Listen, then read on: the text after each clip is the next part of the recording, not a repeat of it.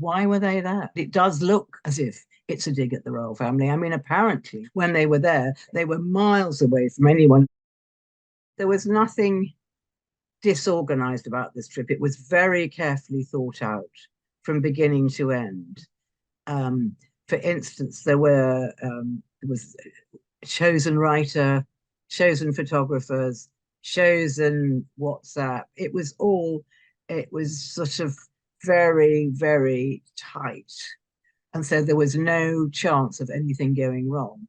And Meghan had, worked out exactly what she was going to wear and when, which is, of course, what royal tours are about. But not that this was a royal tour, but she'd taken some tips from the way that the royal family here do it. And you wear clothes by a local designer, you wear clothes that are, say, of Colombian origin. And you pick the colors of the country, perhaps. So it was carefully thought out. This was not a last minute thing at all. And Harry, I think, is really using the peg of Invictus Games and meeting, some of the athletes involved as a way to push their brand.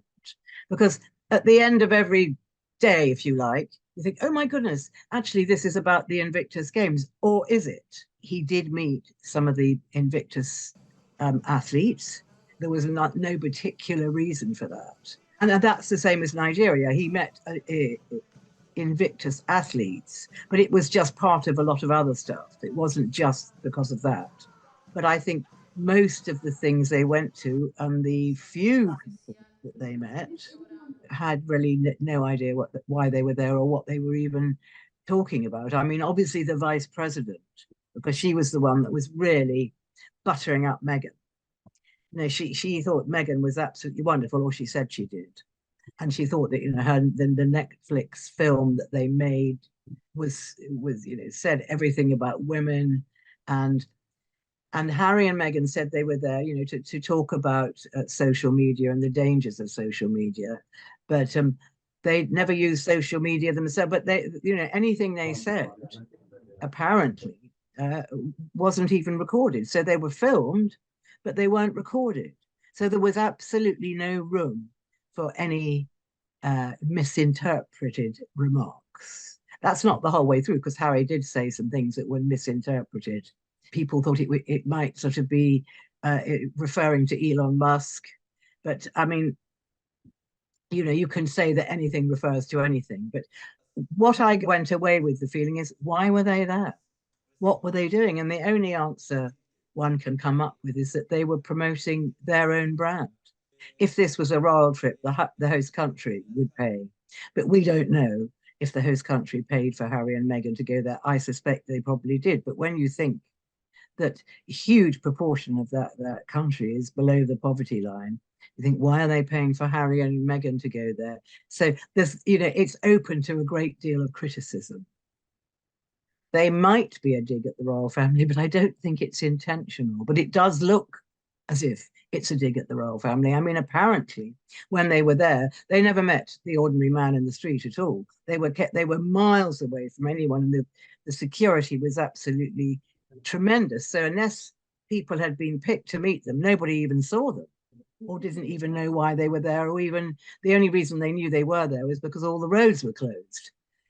So from that point of view, I would think it was quite a strange thing to do, just to go to a country, be completely surrounded by security, and talk to really ostensibly very few people.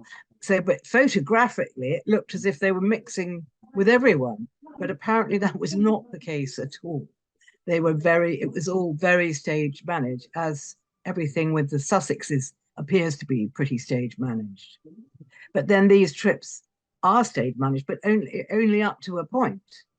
Because the whole point of I don't want to keep comparing it to a royal tour, because it's not, but the whole point of these, let's just say, tours are to meet the people and pinpoint some of the problems within that country that tie in with your own. Well, yes, it did pinpoint some of the problems in that country that tied in with Harry and Meghan's own, but I mean, to what extent and what good it would do, I think it's very, very hard to see. And I think everything was very, very carefully constructed. Um, as I said, you know, from the clothes they wore to the fact that their words were not heard, and to the you know exactly who they met. I mean, it doesn't have a sort of joie de vivre about it. It doesn't have that feeling, God, this is fun, or people are really enjoying meeting them, and you know, hands outstretched, shaking hands. It just doesn't appear to have any of that. Up to a point, this tour has achieved what they wanted because it's put them right back on the front pages for whatever reason. So people are, you know, hey, don't forget us, we're still around. So it has boosted their brand, even if people are poking fun at them. It certainly reminded everyone that they're around and that they are, you know, doing things. So I think from that point of view, it would have been successful for them.